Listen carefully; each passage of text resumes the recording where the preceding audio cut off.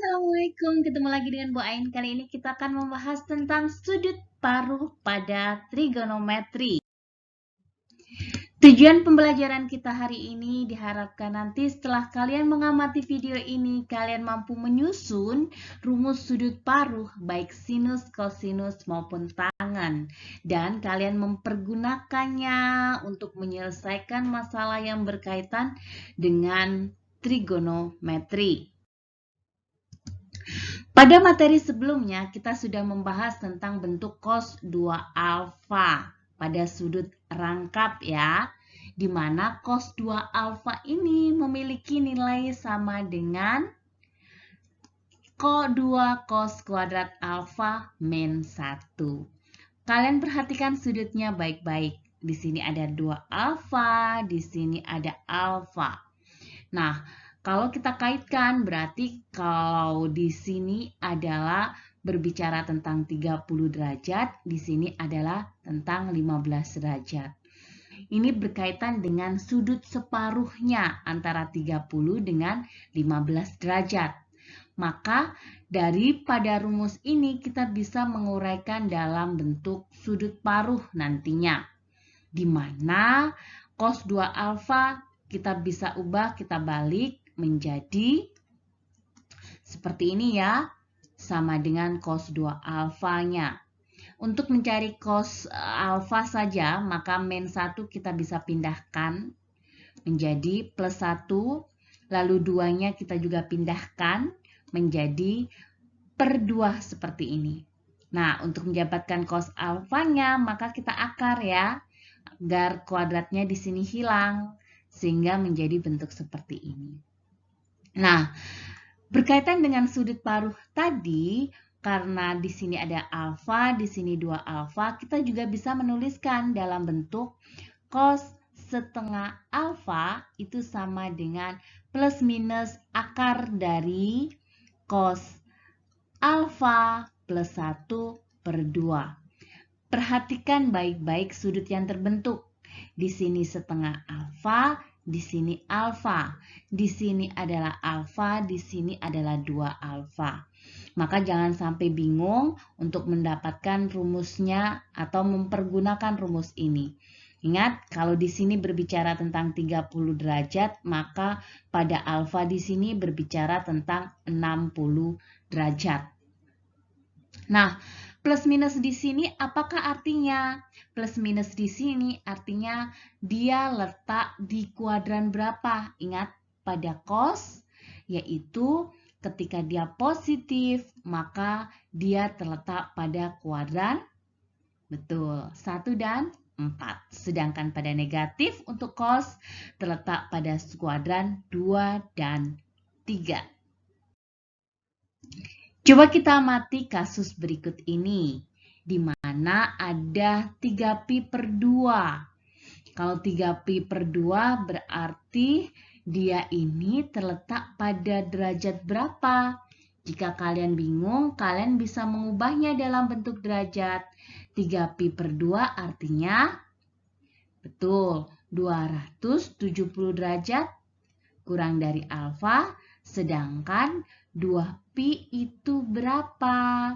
2pi artinya, betul, 360 derajat. Nah, selanjutnya kita lihat di sini, diketahui tan alfanya adalah min pi per 3. Berarti sudah sama ya, artinya bahwa dia ini terletak di kuadran 4. Kalau kuadran 4 nilai tannya pasti negatif. Sedangkan alfa di sini sudah menunjukkan bahwa antara 270 hingga 360 terletak pada kuadran 4. Sekarang kita akan selesaikan untuk cos setengah alfanya, berarti pada sudut paruh di sini. Ingat, kalau di situ ada alfa, kemudian di sini ada 2 alfa, maka kalau kita ganti di sini setengah alfa, maka di sini menjadi, betul, alfa ya. Nah, kita ganti maka cos 2 alfa Cos setengah alfa sama dengan plus minus akar cos alfa plus 1/2. Di sini ya. Nah, berarti kita mendapatkan ini harus mencari cos alfanya. Kita punya modal, kita diketahui tentang tan alfanya. Maka kita cari hubungannya di mana tan alfanya adalah min 4/3, yaitu terletak pada kuadran 4. Sedangkan untuk mencari cos, kita cari dengan cara menggunakan sudut siku-siku atau menggunakan segitiga siku-siku. Perbandingan trigonometri di mana tan di sini artinya desa, depan samping. Maka kalau bagian ini adalah alfanya, maka depannya adalah 4, sampingnya adalah 3. Dengan menggunakan Pythagoras, 4 kuadrat ditambah 3 kuadrat, kemudian diakar, kita dapatkan sama dengan 5 ya. Selanjutnya kita cari nilai daripada cos alfanya. Ingat, cos itu artinya apa?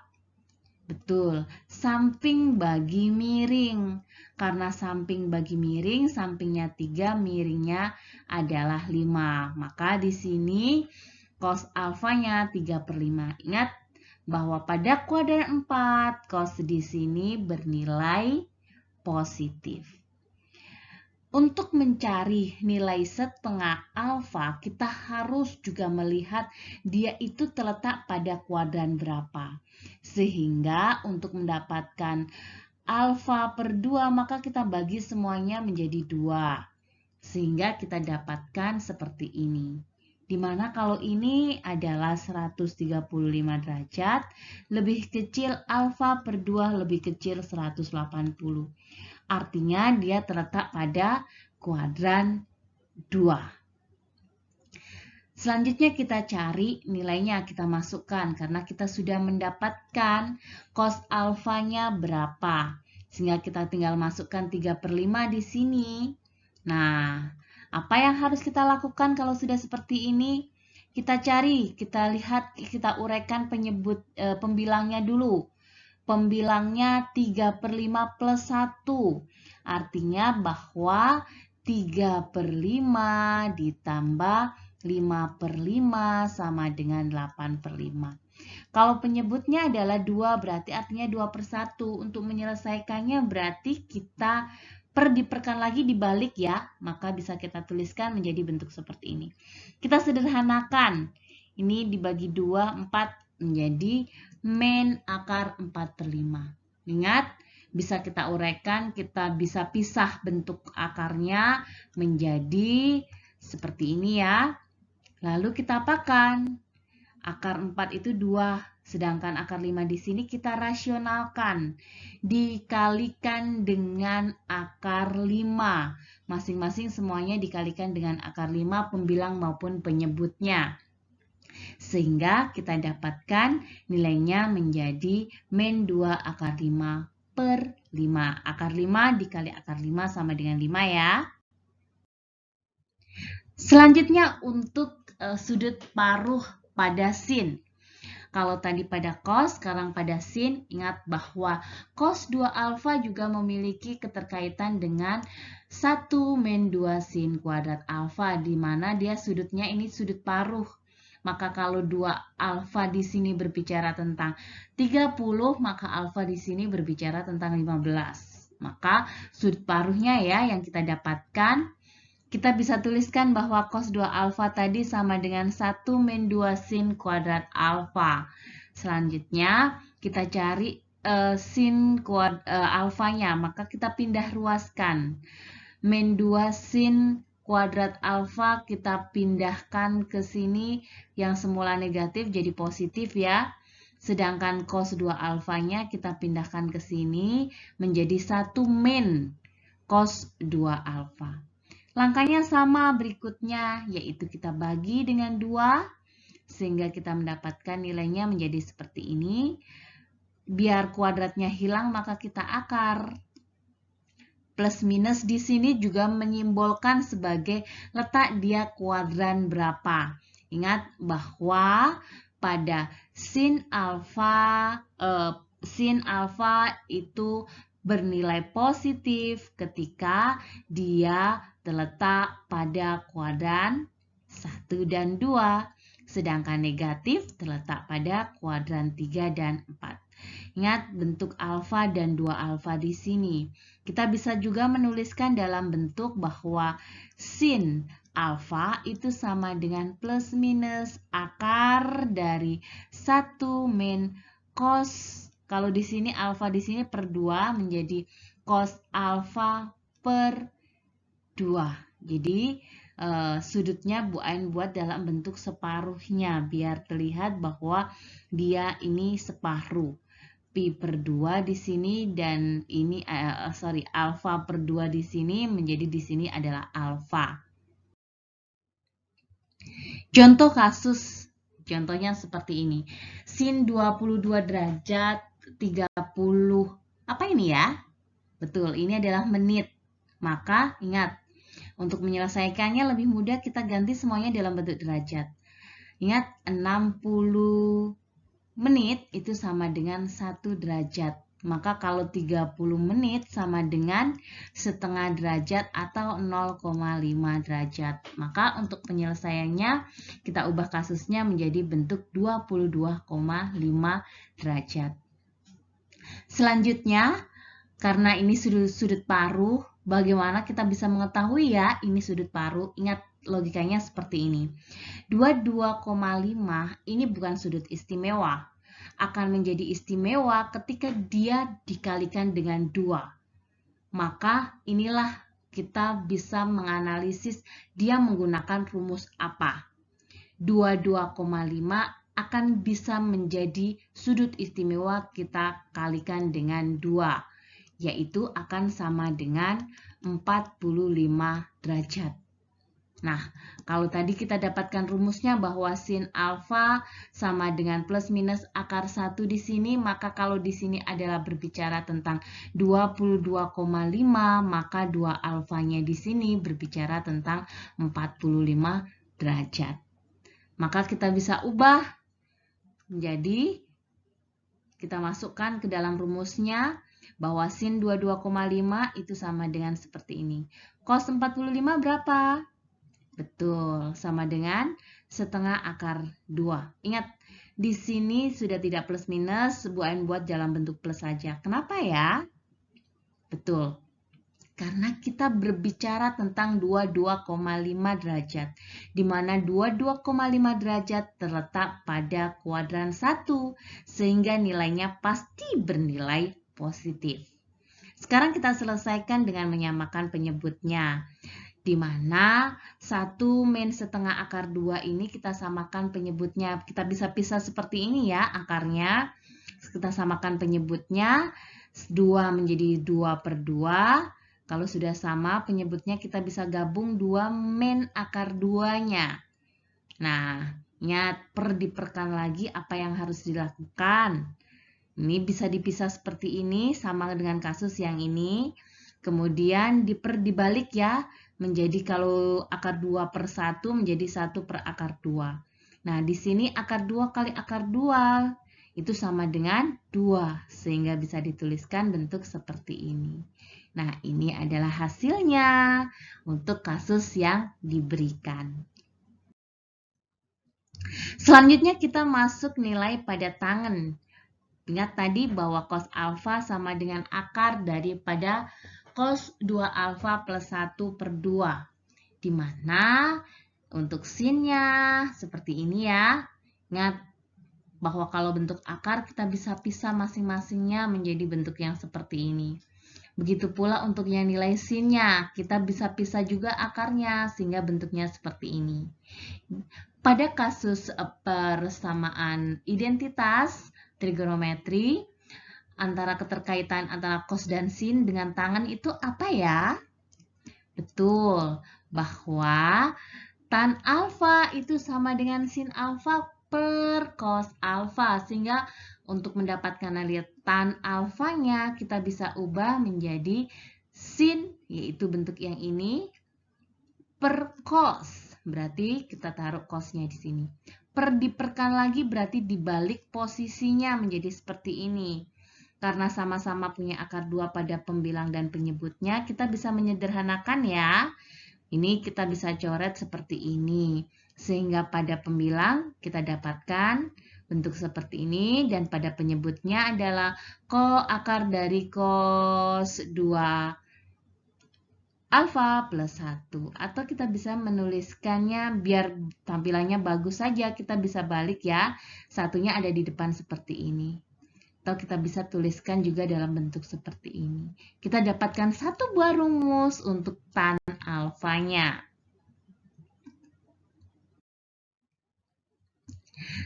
Tadi kita dapatkan bahwa tan alfa sama dengan akar ini. Yang kita bisa ubah lagi kalau akarnya kita pisahkan seperti ini. Nah, selanjutnya kita akan mengubah dengan cara mengalihkan pembilang dan penyebutnya dengan akar 1 min cos 2 alfa. Kalau pembilang dan penyebutnya kita kalikan dengan bilangan yang sama, kita tidak merubah soal ya. Jadi kita bisa melakukan apapun asalkan tidak merubah soalnya. Jadi pembilang dan penyebutnya kita kalikan dengan akar 1 min cos 2 alfa. Sehingga kita bisa buat dalam bentuk seperti ini. Ingat, ini sama ya. Jadi kalau ada yang sama, angka di dalam akar ini nilainya sama. Kita ingat bahwa akar 2 dikali dengan akar 2, dalamnya ini sama, itu sama dengan 2. Maka kalau ini tinggal dalamnya saja. Lalu bagaimana dengan kasus yang ini? Perhatikan baik-baik ya. Bahwa ingat untuk A plus B dikali dengan A min B itu sama dengan A kuadrat min B kuadrat. Ini yang harus selalu kita pahami. Dan kalau akar 2 dikali akar 3 itu sama dengan akar 2 dikali 3. Maka ini sebenarnya bisa digabung. Pada posisi bentuk ini bisa kita gabung. Sehingga kita bisa mendapatkan bentuk seperti ini. Kalau ini tinggal dalamnya saja kita tuliskan, sedangkan yang ini di dalamnya ini adalah A plus B, A min B, sedangkan A menjadi A kuadrat min B kuadrat. A-nya adalah 1, B-nya adalah cos 2 alfa, sehingga kita bisa tuliskan seperti ini. Selanjutnya, coba kita perhatikan bahwa siapa itu 1 cos kuadrat alfa? Masih harus kita ketahui bahwa pada persamaan identitas trigonometri bahwa sin kuadrat alfa ditambah cos kuadrat alfa sama dengan 1. Atau kita juga bisa menuliskan dalam bentuk alfanya kita ganti 2 alfa. Asalkan cosnya juga 2 alfa juga, ini juga sama dengan 1. Maka kita bisa mendapatkan bahwa sin kuadrat 2 alfa itu sama dengan 1 min cos kuadrat 2 alfa. Maka kalau dari sini, ini berarti punyanya siapa? Betul, sin kuadrat 2 alfa ya. Kalau kita kuadratkan, kuadrat kemudian kita akarkan menjadi hilang akarnya, sehingga kita bisa mendapatkan bentuk seperti ini. Atau kita juga bisa membuatnya dalam bentuk sudut paruh, yaitu kita bisa menuliskannya untuk tan setengah alfa itu sama dengan 1 min cos alfa per sin alfa. Hanya sudutnya yang di sini yang Bu Ain ubah, yaitu 2 alfa di sini alfa. Nah, kita dapatkan rumus baru lagi untuk tan sudut paruh pada tannya. Selanjutnya, kalau tadi dikalikan dengan pembilang dan penyebutnya akar dari 1 min cos, sekarang kita akan mengalihkan pembilang dan penyebutnya dengan 1 plus cos 2 alfanya. Langkahnya sama, konsepnya juga sama yang harus kalian ingat, bahwa kalau kita mengalihkan bentuk seperti ini nilainya sama ya, maka akan tinggal dalamnya saja. Sedangkan tadi diingat A plus B, bahwa A dikalikan A plus B kali A min B sama dengan siapa? A kuadrat min B kuadrat. Nah, selanjutnya tinggal seperti ini. Dan logika yang sama bahwa 1 min cos kuadrat 2 alfa tadi siapa? Betul, sin kuadrat 2 alfa ya. Sehingga kuadrat ada kuadrat, ada pangkat di sini, pangkat 2, maka hilang ya, tinggal sin 2 alfanya saja. Nah, kita dapatkan rumus yang baru di sini, atau kita juga bisa menuliskan bahwa di sini tan setengah alfa sama dengan sin alfa per 1 plus cos alfa. Jadi sama saja. Hanya Bu Ain ubah untuk sudutnya saja. Ini setengah alfa, di sini alfa, dan 2 alfa di sini. Selanjutnya untuk soal bentuk sederhana dari kasus ini. Ini sudut paruh ya. Bagaimana penyelesaiannya dari kasus yang seperti ini? Coba kita amati. Tadi kalau tan alfa di sini sama dengan siapa? Iya, sama dengan ini ya. Kemudian atau juga kita bisa menuliskan dalam bentuk ini. Ada 3 rumus yang bisa kita pakai. Sekarang kita tinggal mempergunakan rumus yang mana. Bagaimana kita menggunakan rumusnya?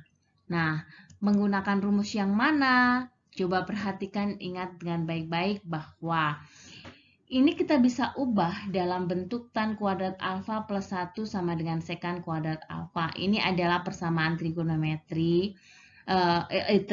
identitas trigonometri ya. Jadi kita bisa ubah sehingga bentuknya menjadi sekan kuadrat alfa per 2. Pada kasus sekan kuadrat alfa per 2, kita harus mengetahui bahwa sekan itu sama dengan 1 per cos. Kalau 1 per cos artinya apa? Bahwa kalau cos alfa itu kita dapatkan tadi rumusnya seperti ini kan, sudut paruhnya. Maka kalau 1 per cos tinggal kita balik ya, bahwa menjadi sekan itu akarnya di sini. Karena dikuadratkan maka akarnya menjadi hilang. Menjadi 2 per cos alfa plus 1. Ini alfa, ini 2 alfa. Kalau ini setengah alfa per 2, maka di sini adalah alfa. Dan akarnya hilang kenapa? Karena di sini kuadrat.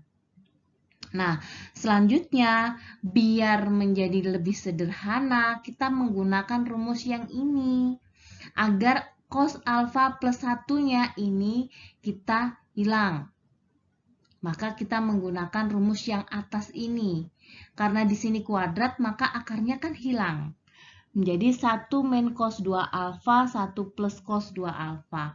Bu Ain tuliskan seperti ini. Kalau dibolak-balik ini sama ya. Bu Ain hanya menyesuaikan untuk penyebutnya. Nah, menyamakan penyebutnya 1 menjadi cos alfa plus 1 cos alfa plus per cos alfa per 1. Biar sama penyebutnya.